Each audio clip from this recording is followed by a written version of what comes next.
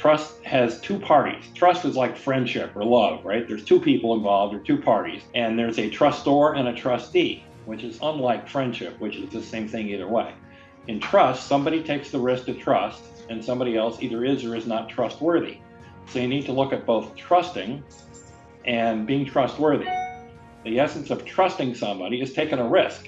If there's no risk, there's no trust. It's just a calculation. When I work with people on how to get more, be more trusted, etc., I remind them, I say, why should anybody trust you if you don't trust them? Answer, you shouldn't. If they never trust you, that's not going to last long. There's a difference between a dream chaser and a dream catcher. Hey, everyone, and welcome to the Dream Catchers podcast. I'm your host, Jerome. And we went down south. I think my man's in Florida. I got Charlie Green with me today. Charlie, how are you, brother? I'm doing great, thank you. Man, it's so good to see you. I believe, had an exit. Is that right? That is correct. Several years ago. Wow. So when was your first experience with exits? When you started, did you know that you could sell a business? I knew it in theory, didn't think it had anything to do with me. But it ended up, of course, it did. So did you start your business like right out of high school, or did you go to No, college, or how did this work? no. Brief background. I went to college, worked a couple of years, got an MBA at Harvard Business School, and then worked for 20 years for a general management consulting firm. And then I left that firm, and over a period of a couple of years, just banging around doing independent consulting, I and a couple old friends of mine got together and we wrote a book called The Trusted Advisor, which turned out to be, about 500,000 copies sold over 25 years. So, it's a legit, I don't know if it ever got categorized as a bestseller, but that's a lot of books. And a lot of people in the professional services industry, that means lawyers, accountants, consultants, architects, communications people, they know that book pretty well. So it got some little degree of fame. I built a business called Trusted Advisor Associates, mainly off the back of that book and a couple more that I wrote. And that's the business that I ran for 20 years and sold about 4 or 5 years ago. Wow. I think you're the first Harvard Business Schooler here on the podcast, man. Talk I hope. about pedigree. How was that experience? I'm curious now. You Well, Ivy Leaguer, man. Tell me about that. it was a good experience. I was Ivy League undergraduate too. I majored in philosophy at Columbia. And after a year or so, I realized that was not a particularly good career move. I don't regret it. It ended up being useful later in life, but it certainly wasn't a moneymaker. So I then went to Harvard. And I will say my experience at Harvard Business School was much nicer and much friendlier and much more personally fulfilling than my experience as an undergrad in New York City. I drove a taxi part-time in New York. That's, a fun thing to share with people, but it was much more pleasant at Harvard Business School. And I must say, there's a huge network, and the branding does make a difference. It is, they don't call it the West Point of capitalism for nothing. It was, I got very good things to say about the place. Man, I haven't ever met anybody that didn't. This is fascinating. So you were driving taxis because you were paying your way Yeah, through Columbia? yeah, that's right. And I beat the heck out of flipping burgers in the company store, for paid twice as much. At the time, Mayor Lindsay had just passed a law lowering the age for a chauffeur's license from 21 to 18. So it opened it up to people like me.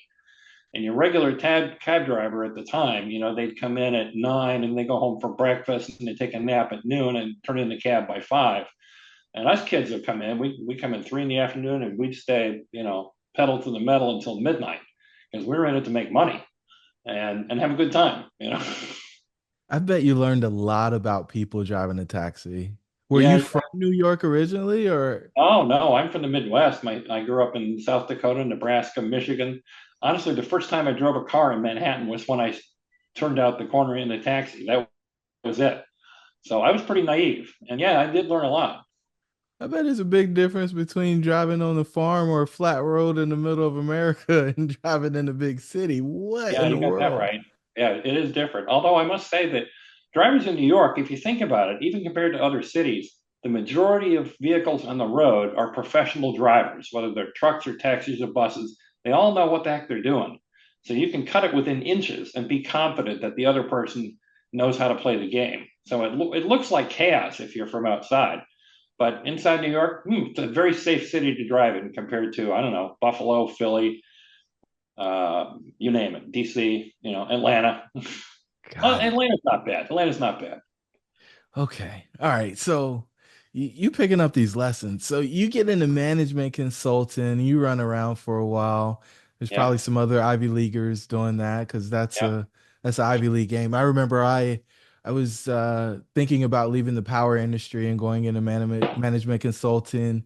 I think Uh-huh. I applied to was it BCG, Yeah, and I was BCG, yeah. disqualified immediately because Really? I didn't have an Ivy League degree in my Well, MBA. they've gotten better since then, but yeah, they had that blindness. You're right.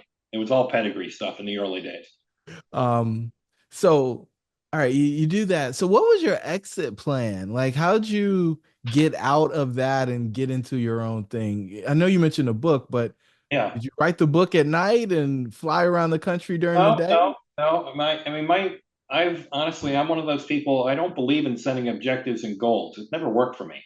I've always navigated my whole life saying, about as far in front of my nose as I can see my hand, and what looks interesting next. So I left the consulting job before I didn't have any other job, um, and I had enough savings. I knew I could, fiddle around for 6 months or so and see what came up, which is what I did. And the idea just kind of coalesced. The three of us, my two buddies and I, were ex-consultants, so we all had war stories. We all had the idea of something like this. The term trusted advisor was already out there. You couldn't copyright it. It was already common enough, but nobody had written a book by that name.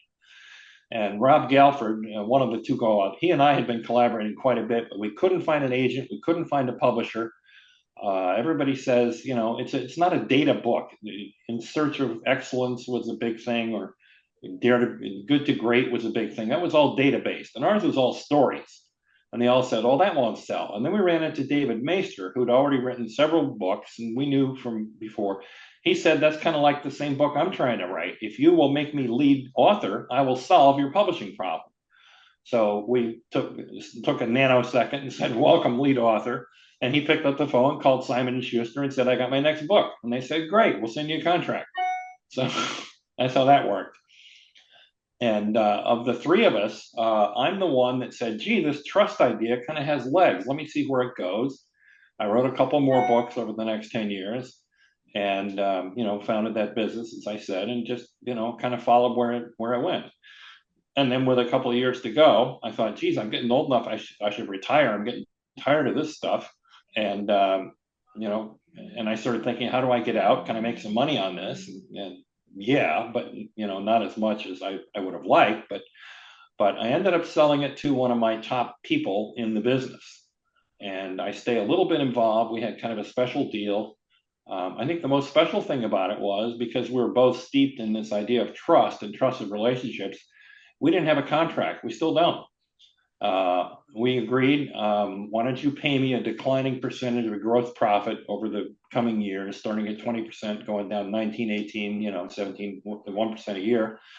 And we'll just make it work. And we had to have an accountant and a lawyer in just to do some paperwork, but they both said, "Well, you need a sales contract." And we said, "No, we don't." And they said, "Well, nobody's ever done it that way." And we said, "Well, they have now." And to this day, I don't regret it for a minute. I mean, if she needs to have some break in financial, if she needs me to cut a break, I'll do it. And if I need her to cut me a break, she'll do it because we know each other and we trust each other. So it's like live the principles, right? So, I mean, I'm I want to dig more into the story, but I feel like asking about the principles of being a trusted advisor is going to teach us the story. So Yeah, yeah. let's kind of Right. go down that path. Let's learn about being a trusted advisor. Cool. Well, you're right. It does elucidate the whole story. I would say I'll try and keep it short. Key things to understand about trusted relationships. Trust has two parties. Trust is like friendship or love, right? There's two people involved or two parties, and there's a trustor and a trustee, which is unlike friendship, which is the same thing either way. In trust, somebody takes the risk to trust, and somebody else either is or is not trustworthy. So you need to look at both trusting and being trustworthy. The essence of trusting somebody is taking a risk. If there's no risk, there's no trust. It's just a calculation.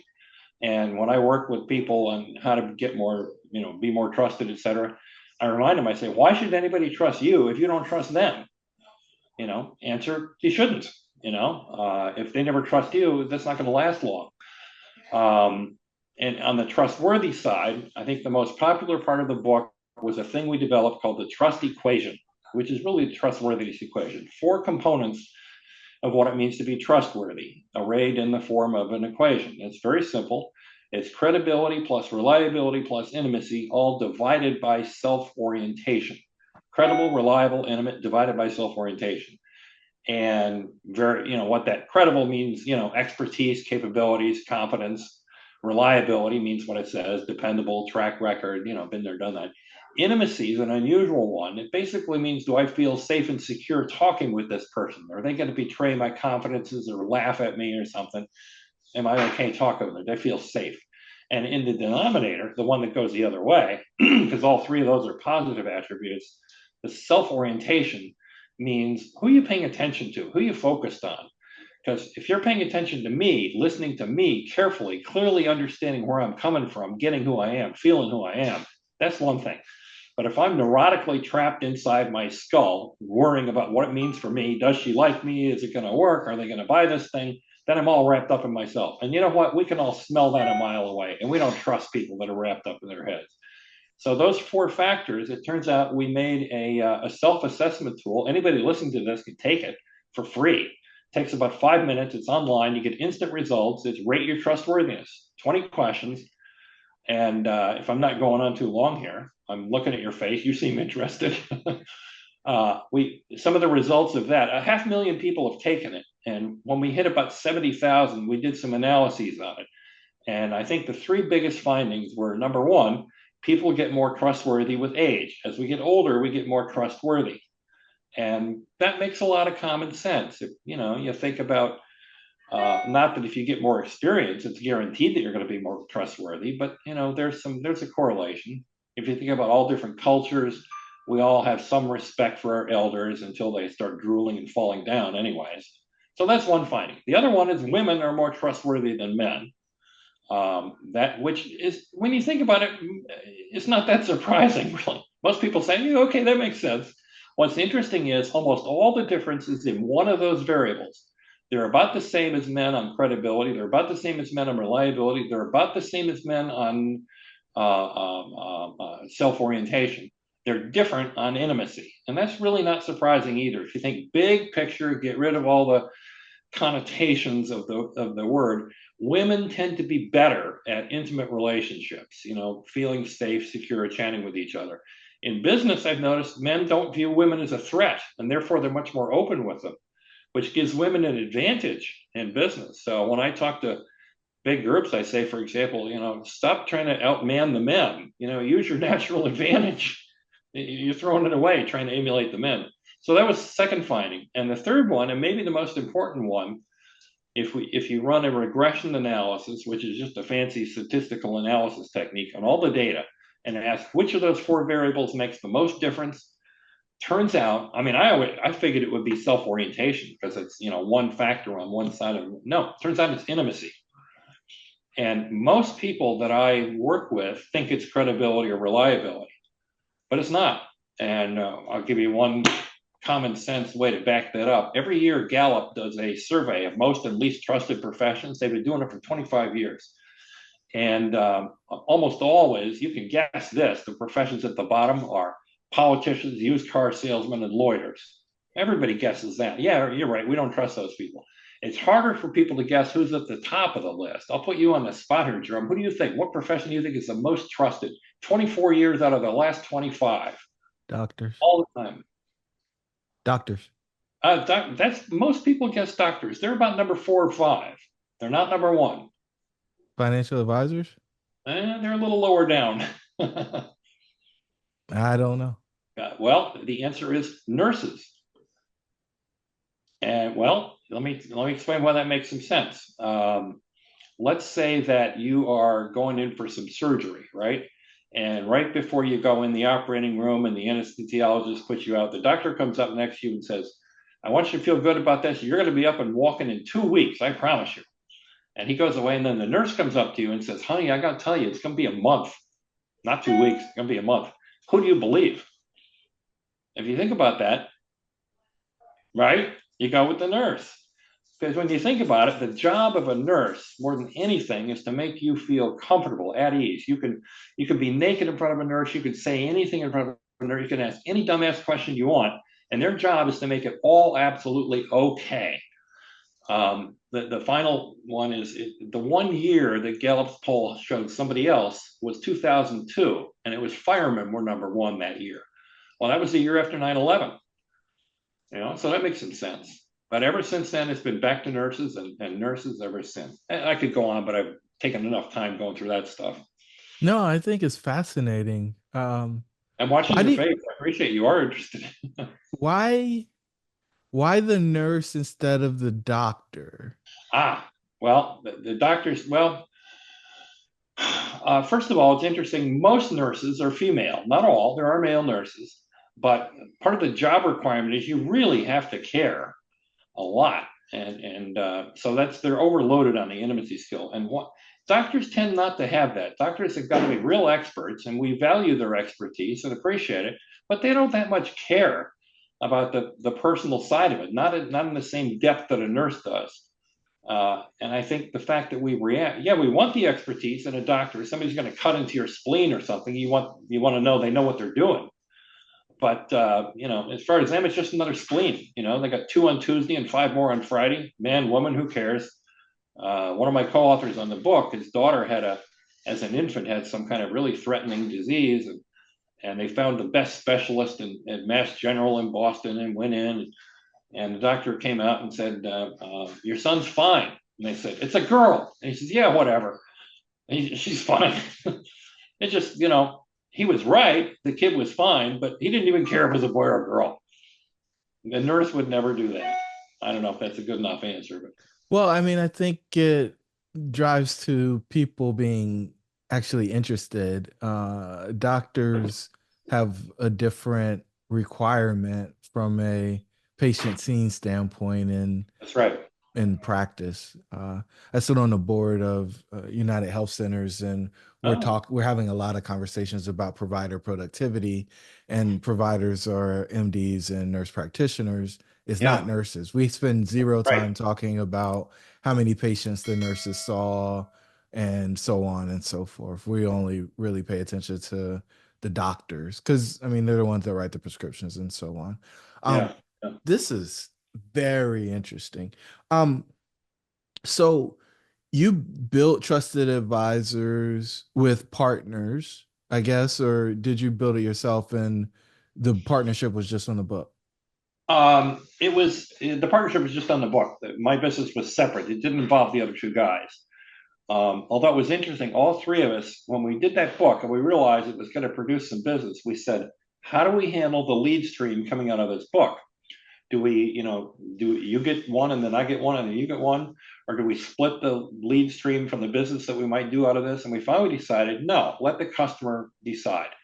So if any of us got a call about doing some business, consulting business or whatever, we would say, by the way, there's three of us. And here's the contact for the other two guys. You should feel free to call all three of us and go with whoever you think you're most comfortable with. And which I think was great. I'm very proud we did that, and it worked out great. And of course, it was impressive to the clients. It means you're not there to just hype yourself.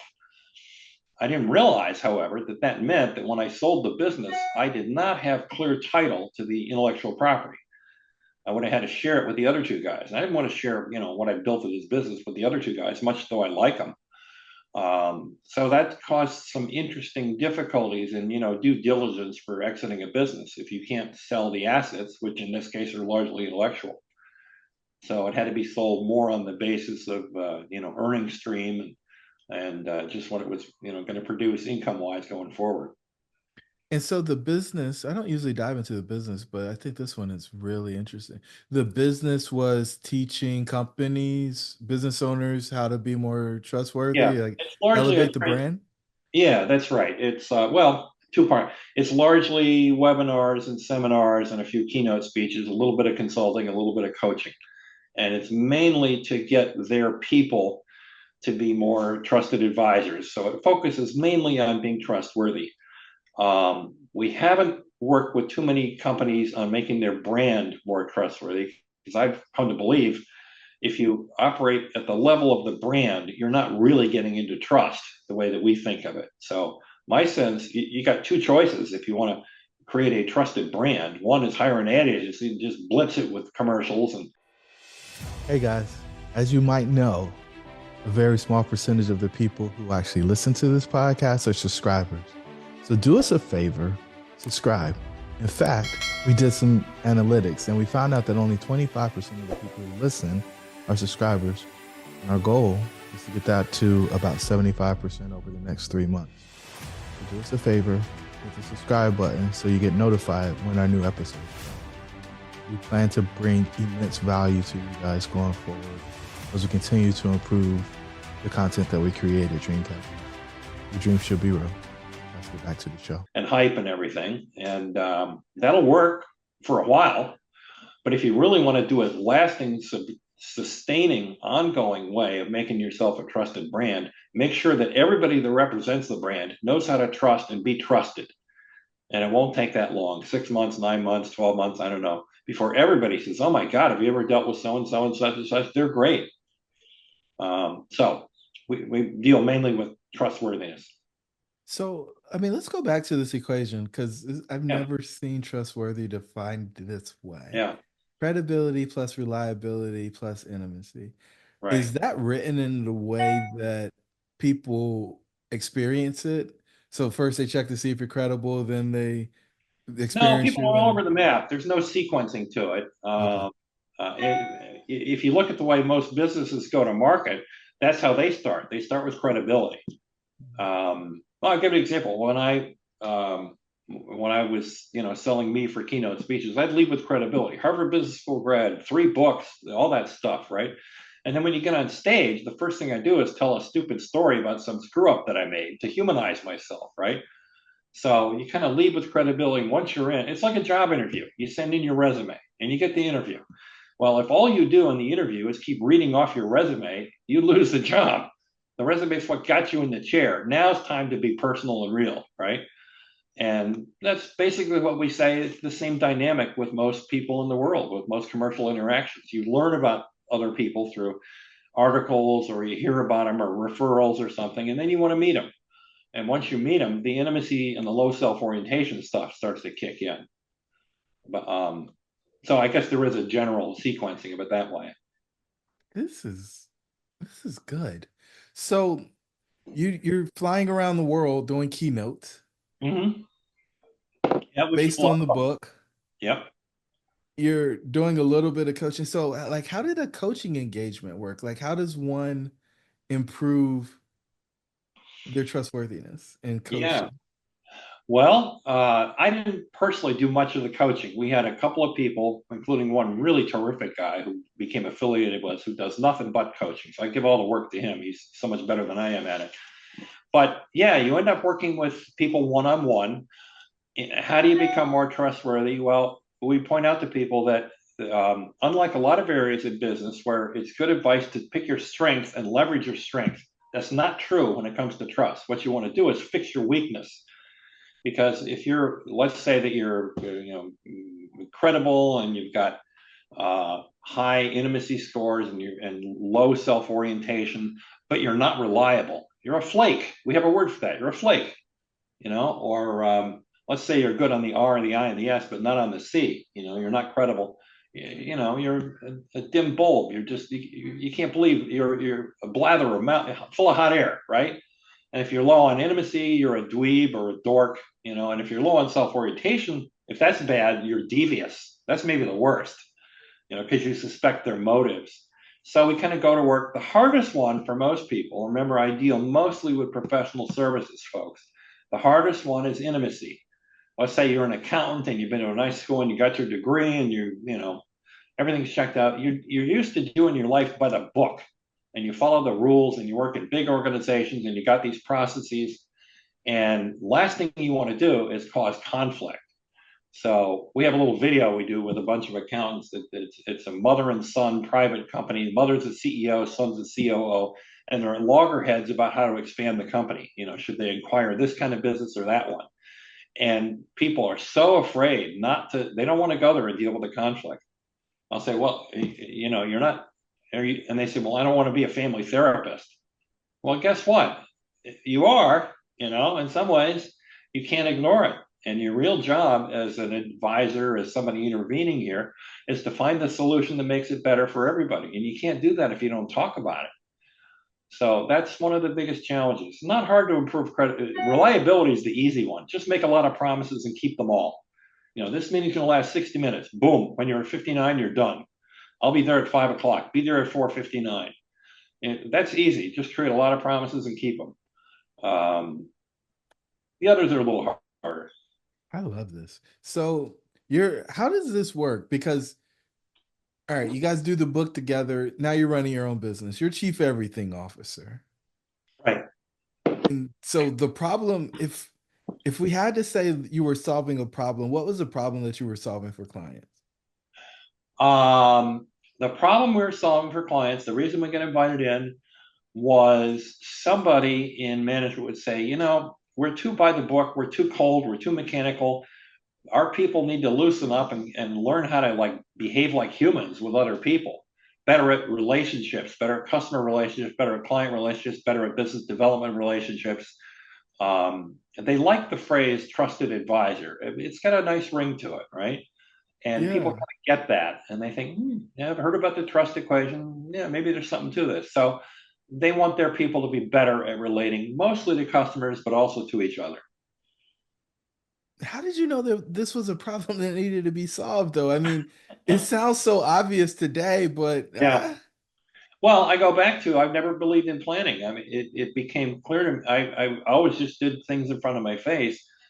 When I was in consulting for 20 years, this issue came up a lot because as a consultant, you have to create trust with your clients, and vice versa. And I see the relationships they would have, and a lot of successes and failures. And both of my co-authors had the same thing. So we said, what we ought to do?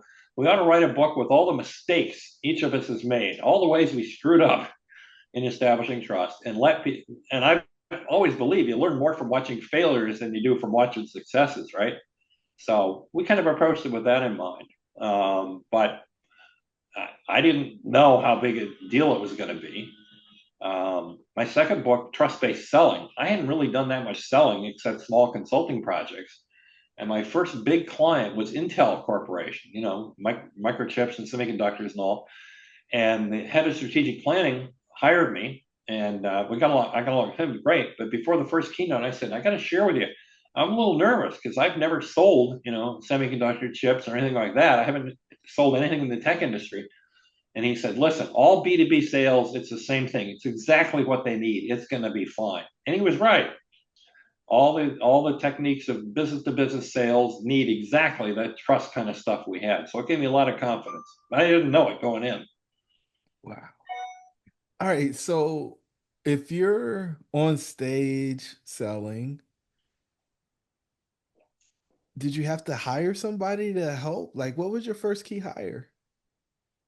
Uh, well, the support, we ended up really just a couple of staff people, one a really good general administrative person who's still there, and a kind of tech person to keep together, the computers and the blogs and the articles and the website and all that stuff. Other than that, we basically just hired junior versions of myself, associates who would also go out and do web. And I made sure I trained them. We'd have a big, long, couple-day training session at an offsite somewhere, Miami, Atlanta, whatever. And they would be, one lives in the UK, one lives in Charlotte, one lives in Denmark, and they just go off and do their thing. And we'd have phone calls every couple of months, update people. But it was mostly a bunch of deliveries, very flat organization. Wow. So the first person that you hired, did they work out? Yeah, yeah, that was the administrative person, and she's still there. 20 some years later? Yes, indeed. And we've all seen each other grow up and go through life stuff, and man, worked out. And she was a virtual assistant. It was interesting. I never, in fact, I didn't meet her for 5 years. So You're ahead anybody, of your time, man. Yeah, but in that regard, yes, that's true. You're right. Not The trendsetter before the trend even was thought about. It wasn't even a in many glimmer ways. in the eye. Yeah, in that one way, maybe so. Yeah. So, did you ever get out of day to day, or were you doing the do until you exited a couple of years ago?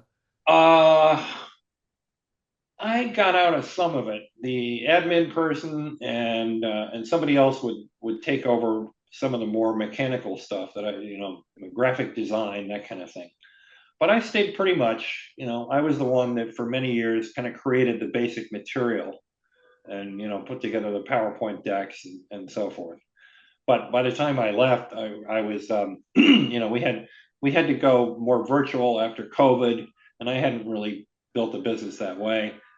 And it was getting to be, you needed more technology than I knew how to handle.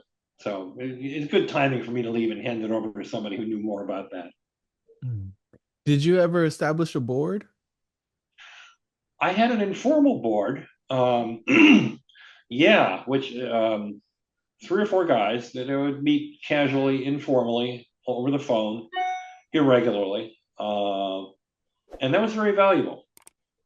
I've seen that help in a lot of other companies too. There's a guy, a classmate of mine at business school, who went off and founded his own, bought his own company, an aluminum extrusion company up in Massachusetts, and he brought on three of us as an informal board. There was me, there was a guy who was the CEO of a textile company, and there was a guy who was a down and dirty asset manager, junkyard recovery. And I thought, what a strange group of three people. But I found out pretty quickly that every meeting he'd bring some issue, and one of us would know something about it. One of us. And it was never the same person. And the other two of us figured out pretty quick, sit back and watch that person talk because you're going to learn from them. So it was a really nice model that I took away with. How did you guys establish the valuation for the business when you sold it? Well, that was problematic, and again, the solution we came up with dodged that one because uh, it's really hard to value something where you can't point to assets, you can't point to intellectual property. Yeah. And fortunately, I didn't name the company, Charlie Green and Associates. I named it Trusted Advisor, so that wasn't a problem. But it would be different. The solution that we came up with was whatever it is, I'll just take a declining percentage of gross profit each quarter at an annual rate, declining annually. So whatever it is, I'll get a check for my 18% or whatever of the performance, and I'll be fine with that. So there wasn't a total valuation. We didn't start with a total valuation. We just said it's going to be what it's going to be. I know you'll do a good job running it to the best of your ability, and I'll try and help from the sidelines. And whatever comes out, and I'll take my piece of it. Were you So, the top salesperson? yeah, I would say so. And so do you still sell, or like how do you make sure new revenue goes in? Well, it's not my job anymore. Mostly, there's a lot of repeat business, and for example, within the big four, they kind of go through cycles. They're big enough that they could, use us, do a whole bunch of stuff for a couple of years before we go through that. Let's say a certain population level within the company, and then maybe we'll take a couple of years off. And a couple of years later, somebody says, "Geez, nobody here has taken all that trusted advisor stuff. We should get them back in." So we've had a couple of go rounds with Deloitte, for example. We're probably some of the others also. I'm dealing with one of the others much more heavily. So a lot of it's repeat business. The book has driven quite a bit. We've never been very good at overtly going out and looking for leads. It's more been answering the phone and following up on leads. And I still get some of those. People call in, I say, oh, here's the phone number, talk to so and so. But they're pretty much standalone at this point. So what's really cool about this, Charlie, is it sounds like you were able to transition from it being the Charlie show to this is our framework and this is Yeah, our thought leadership, even though you couldn't claim all of that IP as your own. right. Was there a specific process that you went through to move them from, hey, we want Charlie to come in, Harvard MBA Yeah, guy with the management yeah, consulting experience to, yeah. hey, I got these young associates who are going to come in and deliver this material that I created. Yeah, I cost twice as much. That's a big motivator. You want me, you got to pay 25,000. You want somebody who's almost as good, 12 and a half. And a lot of them say, you know what? We appreciate you, Charlie, but she looks fine. We'll deal with her. But there are others who want that. They say, it's going to be 1,000 people there. Who cares about a few nickels? Get the headliner in and do it. And there's enough people that would go either way. But that was probably the differentiator. That worked real easy. Just charge twice as much for me. So did you work your way up to that, or was it something that you just like, man, I got the credibility and I'm reliable Yeah. send the check. Well, I was affiliated with a couple of speaker bureaus, one in particular, through most of my career, and they represent hundreds of high paid professional speakers. So I got a pretty good mark on what I could charge relative to others. There's an active and efficient market among speakers, so it wasn't too hard. And the same thing for trainers and coaching. They're kind of market rates, and we always wanted to be at the upper end of whatever those ranges were. But other than that, flexible. Yeah, that's part of the brand. Where you want to be. Are you the Yeah, budget? Are you the right. premium product, or We you wanted to just be kind the of middle of the premium. road? Right. So you exited after doing 20 plus years after a first 20-year career. Right. Was that challenging for you?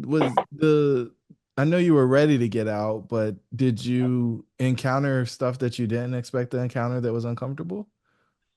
Um, Mostly no. I mean, it took a while to figure out. Going to the question you asked about valuation, that took me a while to figure that out, and some ups and downs about coming to grips with that, but not really. And I was kind of ready when the time came. And didn't feel I didn't miss it. I mean, I'm still in touch with them as much as I want to be, and as much as they want, which ends up being 5% of my time or something. So I'm mostly gone, but I'm there if they want me. And it's been fine. I've ended up playing a lot of golf, and I'm doing some other little ventures. I have a LinkedIn newsletter that I started about 6 months ago, which kind of overlaps with the trust stuff, but I call it Breaking Good, like Breaking Bad, the TV show, but Breaking Good. And it's more about tales of stories about inspiring people, or people that have epiphanies, or remarkable situations where people have overcome stuff. And that's kind of let me go more in the personal direction than the business trust one, and that's been kind of fulfilling. So it's continuing the same stuff I was interested in a slightly different direction. That's really interesting. How did you land on doing that? Because I find a Yeah. lot of people don't know what to do when they're not doing the thing they used to do. Yeah, yeah. Well, again, I've never tried to figure out plans or goals. I just, I saw some people doing stuff, and I asked around, how do you do this and how do you do that? And I began to see, I could do a Substack thing. I decided I wanted to like write or publish something, but I didn't want to do a whole book, and I wanted to do something different than just trust. So just talk to some friends, and gradually this idea developed. Wow. That's pretty much how I've done things. Just ooze around Yeah. and play with stuff and get your hands wet. Yeah. To me, it sounds like swinging from one branch to the next, man. And Yeah, you that's a good see, analogy. or maybe it's a trapeze.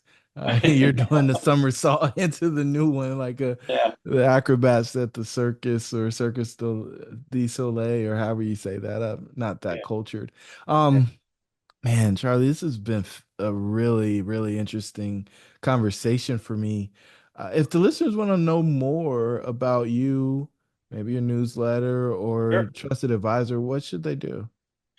Happy to hear from anybody. I'll give you an email and a website. Email is cgreen, that's CGREEN, at trustedadvisor.com. All one word, TRUSTEDADVISOR.com. And the website is trustedadvisor.com, all one word. And by the way, if you go to that website, that self-assessment tool, take your own trustworthiness score, is in the upper right-hand corner. Click on it for free. Take your TQ, like your IQ and your EQ. Take your TQ. I That's did it. I did did you? it. I Oh, did it. cool. 11.8. Oh, that's pretty good. But more important, what was your biggest strength? What was your strongest tool? Do you remember? Let me click.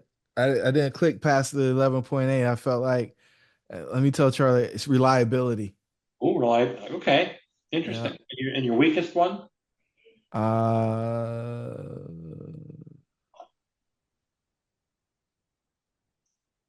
how do I know the weakest one? The The biggest lowest strength number. is if you had tied high scores and opportunities, all the related descriptions are included here.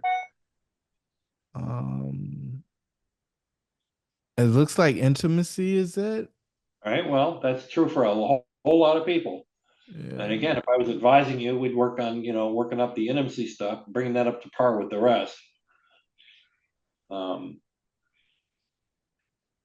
So it's interesting because I have intimacy and credibility. about tied. Yeah, Yeah. yeah. So, man, Cool. It's kind of fun, isn't it? Did it make sense to you? Did you look at that and say, yeah, that's kind of me? as we were going through this conversation, Charlie, I was looking at the formula. I was like, I've got a pretty high trustworthiness score. Like I can meet somebody and within 5 minutes, they are having that conversation with me about things that sometimes their spouse doesn't even know. Yeah. The self-orientation thing makes complete sense for me. Yeah. I don't spend a lot of time on credibility. I Huh. don't try to prove I'm credible or give people a list of accomplishments. Right. And Right. so that kind of made sense on why it was on the lower end. Reliability, I had a experience where I told somebody in eighth grade I was going to call them so we could go to a high school football game, Yeah. and I didn't call them. Yeah. And the next morning, found out that they died that night. Oh my God. They were playing with guns, and it Oh didn't man. work out in their favor. And so from that day forward, my word and my promises to others Wow. was elevated and amplified. And I'm the son of a soldier, and so yeah, That kind of makes a lot of that sense. would make sense for why the reliability is pretty high. I'll The make another intimacy, guess if I may be so bold. People like yourself sometimes are overly modest about their intimacy skills. And like you said, people within 5 minutes come to share stuff with you. That speaks very well about your intimacy skills. And sometimes people like yourself, I'm guessing, are a little bit humble about that. And maybe we have another tool that does 360s and say to other people, well, how's Jerome? And it wouldn't surprise me if other people rated you higher on intimacy than you rate yourself. yeah, this is a really fascinating tool. So I will say to the listeners, like, it's worth the 5 minutes it takes to get this thing done because I think Yeah. you're going to get insights that you may not even have considered getting for yourself. And it's really hard to read the label when you're in the jar. And this Yeah. assessment just very quickly susses out what you're great at and then what you could work on. And so, Yeah. man, I'm grateful that you guys created this tool and all the tools that come behind it. And, hop over to trustedadvisor.com and in the upper right, it's very easy to find. You can get that assessment done. And if you want to go deeper, it looks like they got some reports and other things for you as We well. got tons of material on there for free. Yeah. Yeah. We got videos, we got articles, we got white papers, ebooks, blah, blah, blah. Yeah. Well, Charlie, I want to wrap up with just saying thank you, man. What you described is the epitome of being a dream catcher. Oh, From driving taxis in the city after leaving the Midwest to moving down to Florida after building your company and flying around the world. I imagine there's stories about jumping on stages and being a management consultant, and I could yeah. keep going on, man. That I think you chased and caught the American dream, and you are absolutely a dream catcher. And for that, I'm grateful that you were willing to spend some time with me today. I like the way you describe my life. That's very flattering. And also it's been a pleasure. Thank you for having me on. Appreciate it. For sure. To our listeners, your dreams should be real. We'll catch you on the next episode.